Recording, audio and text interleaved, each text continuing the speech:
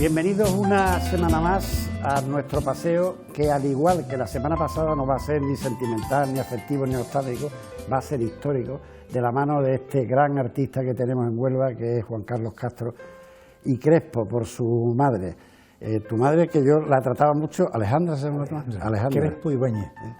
La trataba muchísimo cuando ella tenía el negocio en la calle Puerto, iba muchísimo por el Papelería banco. Castro. Eso es. Bueno, pues recordaréis que la semana pasada estuvimos viendo la Plaza de las Monjas, en dibujos, en explicaciones de Juan Carlos sobre su tesis doctoral. Yo creo que ha sido un exitazo de visionados y en esta semana hemos decidido seguir en la misma línea y vamos a irnos a la Plaza de San Francisco. La Plaza de San Francisco, lo vamos a ver ahora, fue tan importante que fue de todo, fue escuela, fue prisión, fue convento, fue colegio de niños pobres, fue asilo. Vamos a pasear por la Plaza de San Francisco, lo que hoy es Iglesia de San Francisco, lo que es Ayuntamiento, lo que es Hacienda y toda esa zona. He querido que me he puesto a hablar de la maravilla del programa y no he dicho, pues no ha hecho falta, se ha dado a entender que quien viene nuevamente eres tú. Empezamos el paseo y yo creo que lo mejor, esta primera foto de la fachada de San Francisco, que es la que yo recuerdo de haber ido muchísimas veces, porque yo en la iglesia viviendo en la calle Perdigón, donde iba a misa los domingos, donde hacíamos la escuela de comercio y los ejercicios espirituales, era en la iglesia de San Francisco, que era aquí, que siempre, nunca me explicaba cómo con esa puerta y con la escalera que había salían los pasos, pero salían. Bueno, ahí la pues, tiene. Bueno, es decir, igual que dije la semana pasada, que todas las fotos son de Paco Gil. Tuvimos dos magníficas sesiones en tu casa. ¿En el estudio? En el estudio, estuvimos varias horas, empezamos para un ratito y estuvimos 3 o 4 o 5 horas viendo, no solo disfrutando con estas imágenes, sino con muchas más que tienes allí y sobre todo con ese museo viviente que tienes en tu preciosa casa, en un sitio tan emblemático como es el Conquero. Bueno, pues Iglesia de San Francisco. Pues, Diego, en principio, esto realmente, cuando yo empecé a ilustrar todo sobre la Iglesia de San Francisco, yo no me dejé llevar por los comentarios de las personas que habían vivido la Iglesia de San Francisco, porque unos me podían decir una cosa, otros otra. Yo me dejé guiar por lo que yo conocí de la Iglesia de San Francisco. Yo acompañaba a mi padre cuando era un niño de poca edad, de 6 años, 7 años. Le acompañaba cuando no tenía colegio al ayuntamiento. Mi padre trabajaba en el ayuntamiento. Y yo me acuerdo, porque yo tengo una memoria visual bastante buena, creo que sí. Y yo recuerdo que perfectamente aparecían unos pilones a la entrada, se alineaba con la fachada del ayuntamiento y esos pilones con una reja estaban en línea y retranqueada con relación al plano del ayuntamiento, estaba a unos 3 o 4 metros, estaba ya el edificio de la iglesia. El edificio de la iglesia, que efectivamente la puerta era pequeña y realmente la altura que tiene la calle, el nivel de la calle, era bastante alta. Sí. Entonces, ahora explicaré el porqué. Pero esa era la imagen que yo veía cada vez que yo acompañaba a mi padre a la iglesia. Yo ya te digo, yo es la que tengo en mente, inclusive tengo algunas fotografías de las muchísimas que tengo, no de la puerta, pero sí desde alguna azotea de la Gran Vía, que cogía el Cabezo de la Esperanza y tal, y sale lógicamente, porque entonces no había alturas ninguna, sí. sale en muchas de las fotografías que tengo, algunas las hemos puesto aquí.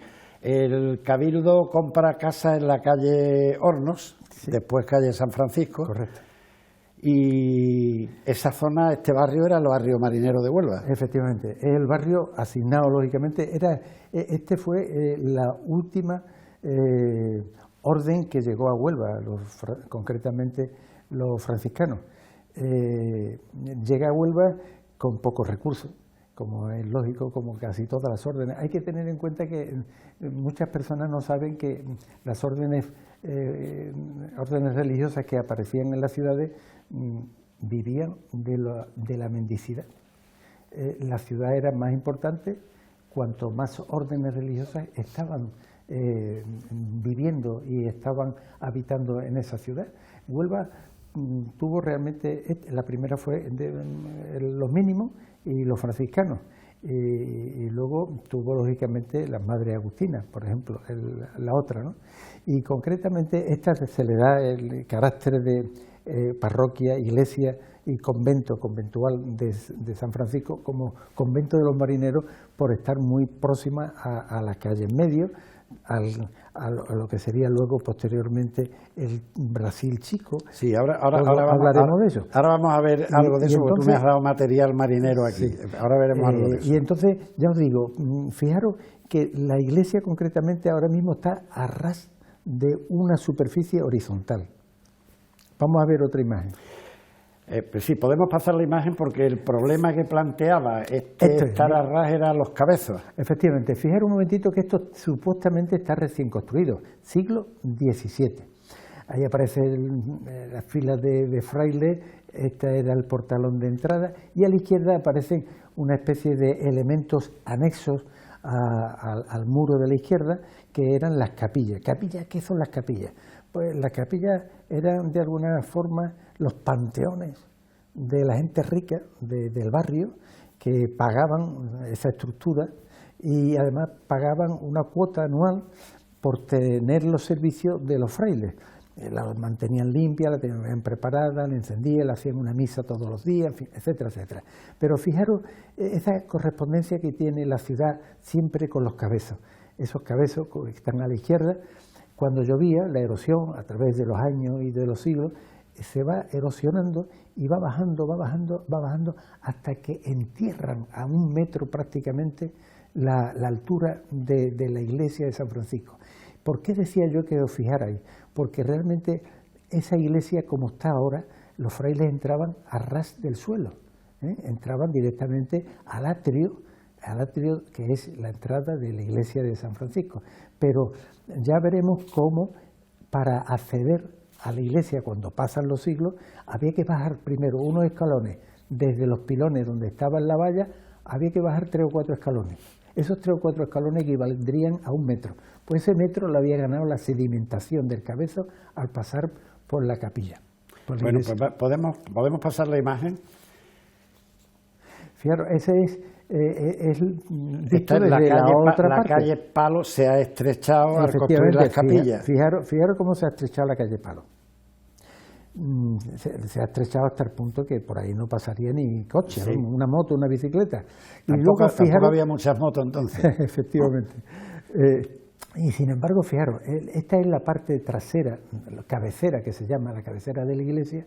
Tiene unos contrafuertes para, lógicamente, que aguantara bien la altura que tenía la iglesia, unos contrafuertes muy importantes. Y a continuación ahí hay un claustro que se nota perfectamente por la arquería, y a medida justo a la mitad de lo que es la nave principal hay un campanil grande, alto. No se aprecia ahí la altura, pero hay un campanil. Esta es la calle de la izquierda. La calle de la derecha es, como acaba de decir Diego, en la calle Palo, y la de la izquierda es el Callejón del Agua. El Callejón del Agua, que le pasa lo mismo que a calle Palo, que la calle que conformaba el Callejón del Agua entre la iglesia, el claustro y la hilera de vivienda, pues era muy angosto. Entonces, cuando Alejandro Herrero realiza el proyecto del edificio del ayuntamiento, que antes estaba en la calle Puerto y ya era muy pequeño y se lo traen ahí, pues ya lo veremos ahora también más. La calle Agua, una curiosidad. El calle Agua, Callejón del Agua. Es que sí, pero es que cuando yo tenía 5, 6, 7 años, era Cardenal Cisneros y ahí estaba mi colegio. el colegio de la célebre doña Pepita Álvarez, y era el colegio de la calle Aguas. Pero ¿dónde está el niño? El niño ha ido al colegio, a la calle Aguas, y durante mis padres, sobre todo, hasta que murió, cuando se refería a esta calle, era la calle Aguas. Pero ¿sabe una cosa, Diego, que ocurriría? Porque cuando le llaman Callejón del Agua, a la calle Palos por ahí también le debían de llamar el callejón de la calle Palos, porque era tan angosto que efectivamente era un callejón. ¿Callejón qué quiere decir? Una calle muy estrecha. Sí, pero que te pues digo... entonces todavía la calle esa lateral se le llamaba Callejón del Agua, como en Sevilla. Pero que se le quedó luego la calle Agua. Cuando lógicamente Alejandro Herrero lo que quitó fue los contrafuertes. Alejandro Herrero hizo quitar, como si fuera con un bisturí, como si fuera mantequilla, le quitó los contrafuertes. Tendremos que investigar. Y al quitarle los contrafuertes, dejaría de ser callejón y se convirtió en calle del agua. Tenemos que investigar esos enterramientos que dices tú que está ahí el almirante Garrocho, porque igual tengo derecho a estar en ese enterramiento. Hombre, fíjate, tú tienes derecho. Mira, es cuestión de tirar de árbol genealógico. Mira, la capilla mayor es la de los Garrochos y la capilla final es la de Miguel Redondo, que son las dos personas de bastante rango social que estuvieron enterrados ahí. Bueno, pues vamos a seguir avanzando en el paseo. Y mira qué bonito, es una Diego, preciosidad. Como ves, es en la misma iglesia, en la calle Hornos, que es la que baja. ¿Por qué? Porque daros cuenta que en Huelva, desde el Cabezo de San Pedro hacia los esteros, hacia la marisma, todos son bajadas, y dímelo tú a mí, que yo vivo en el Conquero, y cada vez que me voy andando a patita a mi casa, son chicotas las que tengo que pegar. Y lógicamente se ve la pendiente que hay, esa pendiente que la marca lógicamente la sedimentación que se va ocupando desde los Cabezos hacia la marisma. Como veréis, está el cuerpo de la iglesia y a continuación está el claustro. Es un claustro que fue muy polivalente en su momento, que ahora vamos a hablar, sí, pero que lo rodea una gran huerta con un pozo y una noria. Diego, ahí está dibujado solo la noria, tibiamente, pero no está ejecutada, no está realizada. Yo no sé qué me pasaría que se me quedó que no lo hice. Ahí habría un pozo con la noria. ¿Y por qué ese pozo? Ese pozo era pozo que venía del acueducto romano. Y tú sabes que hay pozos que emanan agua, pero hay pozos que llega el agua hasta ellos. Bueno, puede ser de los que llegaban el agua hasta ahí. Y la noria, pues, para subir permanentemente el agua del pozo. Y quería decir también que en ese claustro, estamos hablando del siglo XVII, en un momento determinado, con la desamortización de Mendizábal, sí. ¿Qué ocurre? Porque todos los bienes, gran parte o parte de los bienes de la iglesia, se convierten en bienes públicos, y entonces eso lo destina, hace el Cabildo, tiene a bien dividir eso en 3 sesiones. 3 sesiones. Es increíble lo que vas a decir ahora, la cantidad de usos sí, que tuvo eso. Sigue. Hacen 3 compartimentos estancos. En uno aparece aquí un batallón, o sea, aparece lógicamente un pequeño cuartel. En otro aparece, el Cabildo estaba ya agobiado porque las 2 celdas que tenía en la Plaza de San Pedro, para los delincuentes, etcétera, etcétera, pues aquello se había quedado pequeño y además estaría realmente en muy malas condiciones cuando cree que viniéndose aquí, y ¿qué es lo que hacen? Una de las partes que he dicho, de las 3, lo convierten en cárcel. En la cárcel. Y ya por si fuera poco, había también necesidad de acudir con niños que estaban totalmente, procedían de familias desestructuradas. Entonces hacen ahí una especie de hospicio, donde también conviven hospicios, militares y delincuentes. En la fachada... Curioso, ¿eh? Por eso te dije sigue, porque cuando todo esto te lo he leído, gracias a ti lo he leído y profundizado, es cómo los frailes convivían con 3 partes, militares, delincuentes y desamparados, niños desamparados. Pero tenían que pasar bomba. Bueno. Fijaros también que, para que tengáis una idea de cómo componer el espacio esa fachada que da a la huerta, que hay 2 puertas, una a la izquierda y otra a la derecha, la de la puerta de la derecha, ahí había una fuente que era con la que se servía pues la mayoría de los marineros que vivían frente por frente. ¿Por qué los marineros vivían frente? Fijaros, esa cárcel, lo que era la cárcel y la huerta, Alejandro Herrero lo utiliza como solar para construir el edificio del ayuntamiento que se inaugura en 1949. Y luego, lógicamente, queda realmente poco espacio para hacer lo que hoy se conoce como Plaza de la Constitución. Plaza de la Constitución, que se me ocurre... Bueno, el otro día hablando, la semana pasada cuando hablamos de la Plaza de las Monjas, la Plaza de las Monjas también se llamó Plaza de la Constitución. Sí, la Plaza de las Monjas tiene tal cantidad de nombres porque es que tenemos un programa que se emitió recientemente con Antonio Rodés, el negocio, sastre negocio más antiguo de Huelva, y claro, siempre la Plaza de las Monjas. Entonces repasamos los 7, 8 o 9 nombres que ha tenido la Plaza de las Monjas. Sí, sí.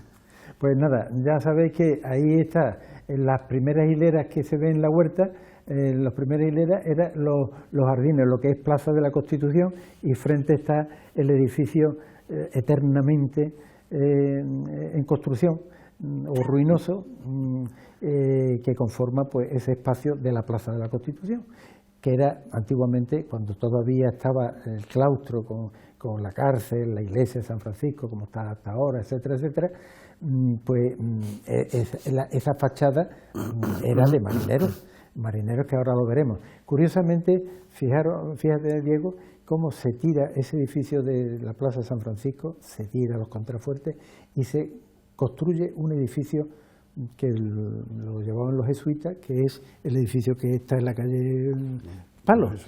Bueno, pues realmente ese edificio es un verdadero bodrio.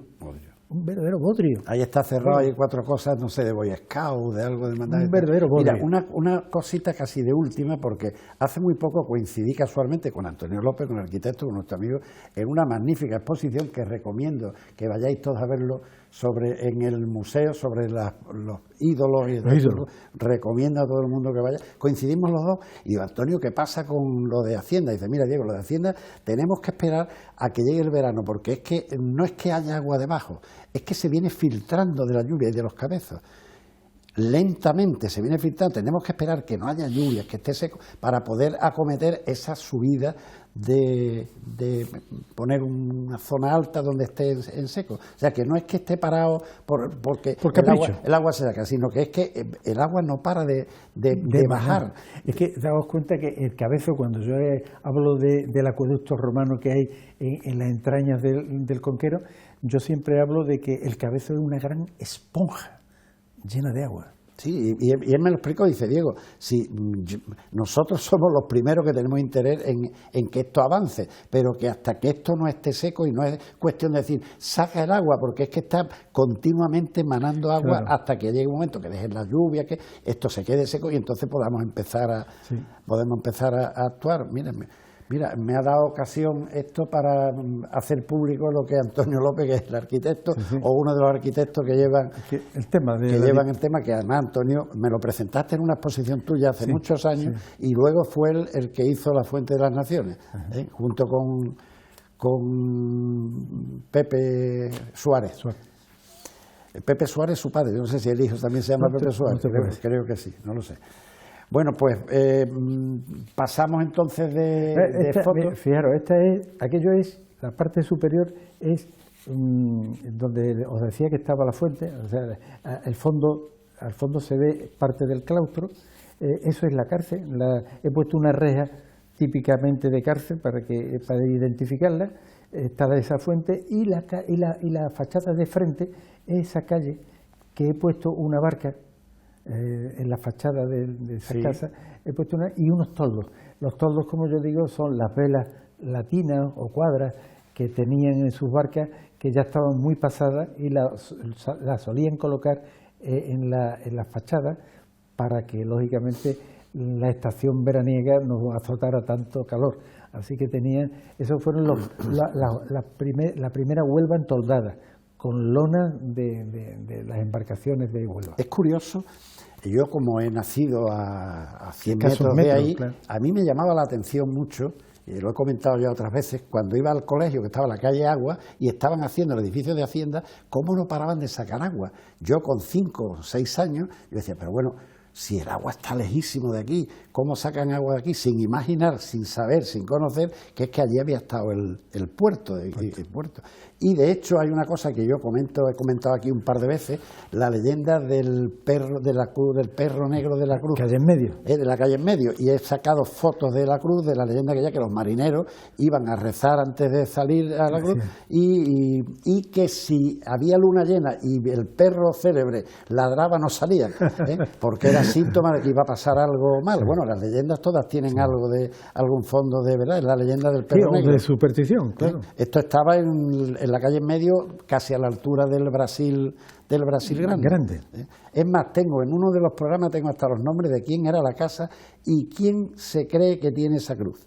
Pero la cruz, la cruz es una cruz embutida. Sí. Está embutida. Tiene una especie de cerámica alrededor. Exacto. Y la cruz está embutida. Sí, exacto. Ya digo que yo he traído en el programa un par de veces porque me llamó mucho la atención cuando conocí la leyenda del perro negro y bueno... Esas cosas hay que preguntarle a Francis. Sí, bueno, ahora hemos tenido 2 programas igual que Mitos estamos y contigo. leyendas. Eso es, uno lo hemos dedicado a casas encantadas en Huelva, que qué barbaridad la que hay, y otra dedicada a hospitales y casas de salud lo que tiene que encontrarse en Huelva. Venga, pues vamos a ver otra. Bueno, pues en el convento de San Francisco, esto es una pieza importantísima que Huelva tendría que tenerla. Lo que pasa es que el obispado tuvo a bien, una vez que estuvo muy afectada por un incendio, de restaurarla, y la tiene ahora mismo el Museo Diocesano, que está en Moguer.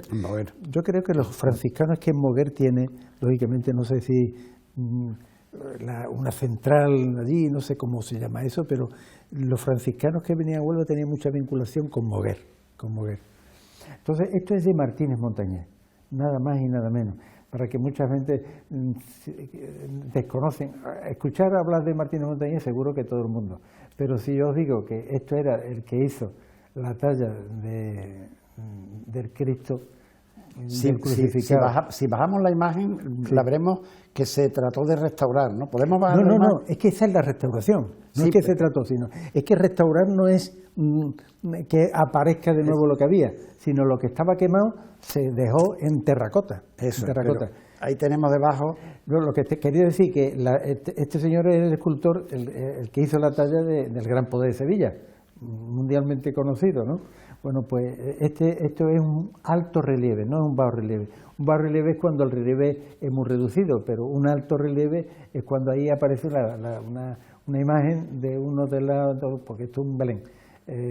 Aparece la cabeza prácticamente exenta del plano del fondo, luego un alto relieve, es una maravilla de pieza. Bueno, pues podemos pasar estamos dedicándonos ahora al interior y esto tiene para ti Esto tiene un significado enorme. Yo tenía ya, te digo, unos 6, 7, 8 años, pero 8 años ya al final, que yo recuerdo que al entrar en San Francisco, en la iglesia de San Francisco, por el atrio, la entrada, el atrio, había cuatro columnas romanas de orden dórico que servían para sustentar la parte alta de San Francisco, que era el coro. Entonces, son 4, yo recuerdo que con esa edad yo no tenía capacidad de abarcar la columna. Luego yo pienso que por pequeño que fuera, 6, 7 años, esas columnas deberían tener al menos de diámetro 60 centímetros. 60 centímetros. Eran canaladas, tenían canaladuras de arriba abajo. Y aquello desapareció también. Yo creo que era muy fácil con una excavadora, tirarla al suelo. ¿Qué ocurriría con esta columna? ¿Qué ocurriría? Preparando el programa me ha llamado la atención porque yo me acuerdo de lo de Martínez Montañés, me acuerdo de la puerta antigua porque lo he vivido, me acuerdo de esto porque yo era la iglesia a la que iba por proximidad geográfica y porque mi madre no me dejaba pasar un domingo sin ir a misa, y donde veníamos a confesar con los jesuitas, el padre Urbaneta, el padre, en fin, estaban las congregaciones ahí, aunque yo nunca estuve en congregaciones. Yo cuando fui de mayor estuve más en el Veracruz que en las congregaciones. Que las congregaciones, pero siempre me ha llamado la atención, ¿dónde habrá ido esto? Porque eso tampoco es fácil, eso tampoco era fácil de tirar. En cualquier casa, con cualquier cortijo tiene que estar. Eso no es tan fácil de tirar, ¿no? Eso no es una... ¿Y lo que pesa? Pues eso te digo, que yo, la imagen mía de niño, ya, niño con 10 y 12 años, ¿no? De verlas, esto eran enormes, eran monstruosamente grandes. Enorme. Y curiosamente decía, ¿es decoración? No es decoración, está haciendo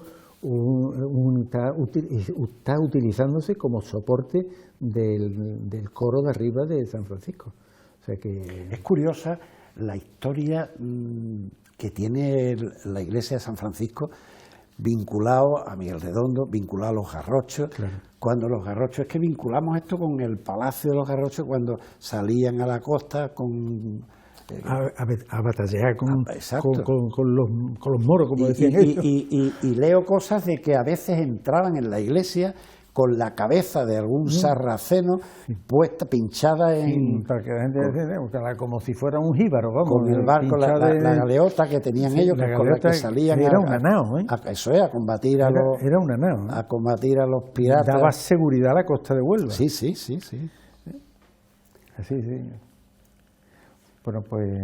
Bueno, vamos algo que a mí me gusta mucho, porque esto tengo que confesar que quien me metió en la curiosidad de este convento fuiste tú hace 4, 5, 6 o 7 años en otro programa, porque estábamos hablando en ese programa del Palacio de los Trianes, que estaba frente a la casa de los Trianes y tal, y me dijiste tú, no, pues frente había, digo, frente está el Santo Ángel y tal, y tú me hablaste de esto, y luego también he hablado más cuando traje a Pepe Álvarez Checa, el arquitecto, amigo mío, que esa zona donde está eso, es donde vivían ellos, la casa de los esto Checos, más arriba.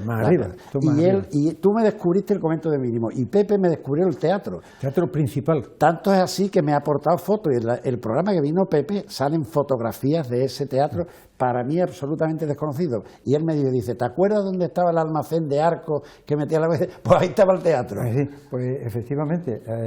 Vamos a hablar sobre esto. Al convento de Mínimo. En principio es los primeros frailes que llegan a Huelva y vienen de la mano del duque de Medina Sidonia, que se los trae a Huelva.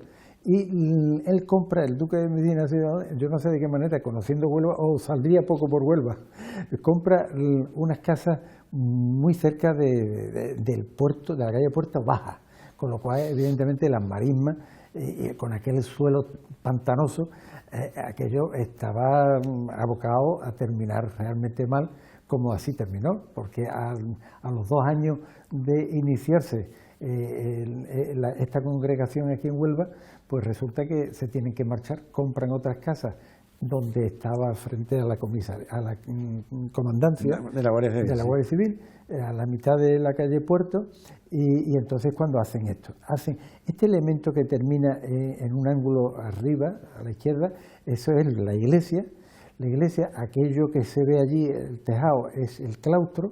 Esto que está en medio del claustro es una espadaña que yo la he pintado para no ser exagerado. Yo siempre, de pecar, siempre peco con lo más sencillo, porque evidentemente no hay material que pueda decir que los mínimos tenían este convento iglesia. Pero ciñéndome lógicamente a los comentarios de todos los cronistas nuestros, pues he tratado de representar el convento y el claustro y la portada. Fíjate, esa portada que está a la derecha, pegada ya a una vivienda particular, es por donde se accedía. ¿Y qué se accedía? Al claustro, como se ve que está en el claustro. Y desde el claustro se accedía también a la iglesia. En el terremoto de 1755 desaparece. Desaparece lógicamente toda la construcción. Aquí tenía veneración el Cristo ¿cómo se llama? El Nazareno. Sí. Aquí se veneraba el Nazareno de Huelva, que tanta devoción lógicamente atrae, ¿no? Y el jardín, la huerta, llegaba hasta la calle Isaac Peral. O sea, fijaros la profundidad que tenía la huerta. ¿Y qué debo decir? ¿Cómo se puede tocar algo de los mínimos, algo de la Victoria? Porque la Victoria, la orden de los mínimos se llama la Hermandad de la Victoria. Bien, ¿dónde se puede tocar algo de los mínimos de aquella época? Pues te va a la iglesia de la Concepción y entra en la sacristía. Y allí hay una pequeña pila de agua bendecida Y esa pila era de los mínimos. Es lo único que hay. Y el recordatorio, lógicamente, de que aquí estuvo venerado el Cristo de Nazareno, de Huelva. Desgraciadamente, por la desamortización de Mendizábal también, y además por la ruina de 1755, este convento, esta iglesia conventual, desaparece y se transforma, lógicamente, en lo que tú acabas de decir, en un teatro, el teatro principal, por un lado, y en un colegio público, San Casiano. Eso te iba a decir, que un colegio que sería... Público no, privado. Sí, pero que sería el origen de San Casiano, ¿no? San Casiano. San Casiano, un colegio que ha tenido mucho éxito en Huelva, entonces, es que los colegios habían tampoco... Fíjate, yo estudié, cuando todo lo hice, en la Academia San Carlos, allí en la calle San José. En la calle San José, ¿no? Y ya luego fui a la Escuela de Comercio, pero entonces los chiquillos que la familia no podía pagarte, o los maristas, o el francés, pues iba o al San Casiano, o a la Academia San Carlos, y la cantidad de gente... O al Colegio de San José. Sí, bueno, el Colegio de San José era público. Era público, sí. Y yo estuve en el Colegio de San José 2-3 meses, pero había un problema, y es que mi padre me traía desde la calle Verdigón cuando él venía hacia la taberna. Y claro, a veces llegaba tarde al Colegio de San José y, hombre, el maestro protestaba y tal, y dice, bueno, pues ya no lo saco en la cara de Huelva. Te viene a la Academia San Carlos, que estaba exactamente enfrente, que era... Que había que subir una escalera que estaba arriba. Era de don Manuel Brioso, de Antoñita Corona. Sí, frente a la Escuela de los Modernismos, en fin. De esquina. Esquina. La escuela estaba de esquina y frente estaba la antigua comisaría, la Escuela de los Modernismos. Una panadería. La panadería. Manolo Flores, una tienda que estaba y el bar donde desayunamos cuando hicimos la primera comunión en la esquina, el bar Los Curros. Que estaba allí en la esquina de la... Bueno, pues mira, tenemos tiempo, así es que preveímos que nos podía sobrar algo de tiempo, pero digo, pues vamos a aprovechar... La portada de las Madres Agustinas. De las Madres Agustinas. Pues. 1515. Esta concretamente, hay una hornacina arriba, que es la que le da nombre a la Plaza de las Monjas con el nombre de San Juan. El elemento que aparece ahí en esa hornacina es un San Juan. Y por eso ya le digo. Y ese portalón con una portada más pequeñita se accedía, porque eran monjas de clausura, se accedía a un torno. Entonces tú por el torno podías dar una limosna o comprar alguna cosa. Recuerdo la entrada hacia el torno estaba en la calle esta del Banco España. ¿Cómo se llama la calle, hombre? Sí, concretamente el monasterio. Sí, pero... 3 de agosto. Eso, bueno, y el 3 de agosto. Y allí tenían ella, porque algunas veces me acuerdo que mi madre iba a llevarle algunas cosas, y allí entrabas tú, había unos banquitos donde te sentabas, llamabas, se abría, yo no sé si venderían también algo de dulce, o pasteles o cosas de estas, vamos, yo me acuerdo de ese torno. Yo recuerdo haber entrado de niño también, acompañando a mi madre, y qué misterio tenían los tornos, ¿eh? Tú tocabas, yo no sé a dónde, si te tocaba como sigue, con los nudillos, y acudía, no, ahí viene, quedadito, y se abría el torno que era curvo. Muy poquito. Y con mucho sigilo te atendían. ¿Qué es lo que yo tengo? Yo tengo una cajita de pasta.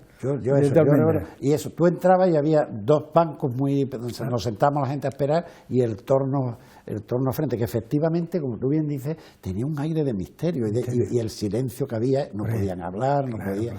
En contraposición al huerto que tenían detrás, que lo veía yo desde cuando mi época en Radio Juventud, lo hemos comentado, lo comenté con Francis en los programas de los misterios, el inmenso huerto que tenían. Fijaros, antes he dicho yo que el huerto llegaba hasta la Plaza de la Constitución por la Gran Vía, pero luego, tú sabes, está los talleres de orden. Sí. Hasta ahí está el colegio donde apareció precisamente un templo romano, tipo Aedes, un templo pequeñito. O sea que todo eso es huerta. Y en la acera, hecho el colegio. En la acera de frente apareció una pila o algo por el estilo, la rompieron. Sí, una pila distribuidora de agua. Sí, y la rompieron al sacarla. Con 3 salidas distintas. Pues yo me acuerdo perfectamente, desde lo alto piso alto de la emisora, se veía todo el inmenso huerto. Unas fotos que sacamos en lo de Francis, que eran como tumbas o algo así, nicho, por el estilo, el nicho. La verdad es que era inmenso el terreno que tenían. Pues esto es todo, era una pena, pues también se tiró, todo este tipo de cosas que se podían haber permitido aguardar, porque perfectamente ensambla lo moderno con lo clásico, ¿no? Con lo antiguo, con un buen criterio. Yo recuerdo en Córdoba, ciudad con la que yo tengo mucha vinculación, recuerdo perfectamente cómo hubo unos almacenes que eran almacenes Woolworth. Almacenes Woolworth. Y había un palacio que estaba en ruina. Y aquello lo compró Woolworth para poner unos grandes almacenes, y el arquitecto Rafael de la Hoz tuvo a bien hacer unos grandes almacenes, pero la portada principal era la portada de lo que fuera allí, un convento, una iglesia, lo que fuera. Portalón precioso. Aquello no se tiró, se quedó ahí como un valor añadido a nivel arquitectónico. Es una pena la cantidad de cosas que debían de quedar y que podían integrarse con la nueva ciudad. Perfectamente. Y que se han destruido. No es solo en Huelva, en general es en casi todo sitio, pero especialmente en Huelva. Sí. Especialmente, qué poquitas cosas. Yo recomiendo mucho, muchos me ven por la calle y me lo dicen, que sepa usted que miro para arriba, porque yo digo que miremos también para arriba, que en Huelva tenemos cosas muy bonitas por el centro de la ciudad, edificios muy bonitos, pero que hay que miremos un poco para arriba, pero que se ha cuidado todo muy, muy poco. Hoy hace 4 o 5 semanas leí en la prensa que la casa de Caballero, del pintor Pepe Caballero, la han declarado bien de interés cultural, con lo cual al menos se salva ese edificio. Eso es, sabemos que es un edificio muy vinculado a el edificio que está al lado es donde ha vivido Lola Lazo. Bueno, en ese mismo edificio, ¿no? Es el de al lado, uno que tiene cerámica en la fachada. Es que yo creí que era el mismo edificio. No es. Bueno, sí. Si ella sabe que ahí en el de Lola Lazo, el que estaba abajo era el Perejil. Sí, vendiendo los periódicos. Bueno, pues el edificio de al lado es de Pepe Caballero. Pues yo creí que era el mismo, porque la placa está puesta, será que no había sitio, que el otro se ha tirado. La placa diciendo aquí nació Pepe Caballero está justo junto a la puerta de entrada donde estaba el Perejil. El Perejil, expliquemos que era un señor que vendía periódicos, que tenía una dificultad física, que estuvo muchos años vendiéndolo en la esquina de la calle Concepción, en la ventana del Bazar Sport, de los deportes. Allí cuando llovía lo tenía que tapar, y entonces en el portal de esta casa que estamos refiriendo, pues él puso allí su tenderete y allí vendía sus periódicos, sus chucherías, y estuvo mucho tiempo ayudándolo también. No me acuerdo cómo se llamaba, uno que era camarero del Bar Nacional, que cuando se jubiló de camarero estaba allí todos los días metido con él. Lo estoy viendo ahora mismo y no me acuerdo del nombre. En fin, personajes típicos de la Huelva de siempre. ¿Te da tiempo? Sí, vamos bien de tiempo. Mira, vamos a ver ahora la célebre columna de las Agustinas. Esta columna forma parte de la columnata que hay en uno de los claustros de la Agustina. Concretamente, cuando se empezó a hacer la obra de restauración, vieron que al quitar el fuste de la columna con relación al capitel, vieron como al limpiarlo se encontraron una cruz de 6 puntas, símbolo de los judíos. Y es que en aquella época, en 1515, cuando se construye, lógicamente se supone que con la expulsión de los judíos por parte de los reyes católicos, muchos de los judíos se fueron a la periferia de la península, y aquí de tapadillo siguieron trabajando, y muchos de ellos que venían de Toledo, concretamente aquí había una colonia en Huelva, y esa colonia se dedicaba a la construcción, y tenían la manera de que el picapedrero pues le tocara lógicamente en la cabecera del fuste, marcándole con esa estrella de David. Y curiosamente llamó la atención mucho a todos los que estaban formando parte de la restauración. Hombre, es que una anécdota importante. Es lógico que te llame la atención. Mucho. Es lógico, porque se sale de lo normal, y porque es curioso que en una iglesia católica estuviera la estrella de David. Bueno, querido amigo, pues paseo gratísimo, tanto el de la semana pasada como esta. Yo creo que tendremos que plantear, antes de que acabe la temporada, de hacer uno más, por lo menos uno de algo, no sé, algo, digamos, Plaza de las Monjas, Plaza de la Soledad, no sé si La Merced o... En fin, ya lo vamos viendo, pero la verdad es que yo vuelvo a recomendar que compréis, porque no sé si estará en la biblioteca, el libro con la tesis doctoral de Juan Carlos, porque la verdad es que es una auténtica maravilla. Yo muchísimos datos, muchísimas cosas, muchísimos puntos de los que hablamos aquí los saco después de leer y después de preguntarle a él. Pero vamos, hoy habéis visto que lo hemos tenido aquí en primera persona, que es una persona con una cultura de la Huelva de hace 4 o 5 siglos que difícilmente podamos encontrar en algún otro onubense. Querido Juan Carlos, muchísimas gracias. Gracias a ti, para mí un placer, sinceramente, venir para acá y el tiempo se me pasa volando. Bueno, pues cuando tú empezaste a venir éramos 24 o 25 minutos, sí, ahora ya vamos ya por 45 y la verdad es que a mí me satisface que cuando estamos grabando los programas al final se dice, uy, pues se me ha pasado el tiempo volando, no me he dado casi cuenta que se ha pasado el tiempo. A mí me pasa eso, sinceramente. Pues Diego, muchísimas gracias. A ti. Muchísimas gracias. Y a todos ustedes, pues espero que este segundo programa les haya agradado en la misma medida que les agradó el primero, y queda emplazado para que dentro de 4, 5 o 6 programas volvamos a repetir otro más con el amigo Juan Antonio, a quien le agradezco su predisposición siempre a todas las cosas que atañen a las caras de Huelva. Para todos ustedes, mis mejores deseos, los espero el próximo viernes y hasta entonces que sean ustedes especialmente muy felices.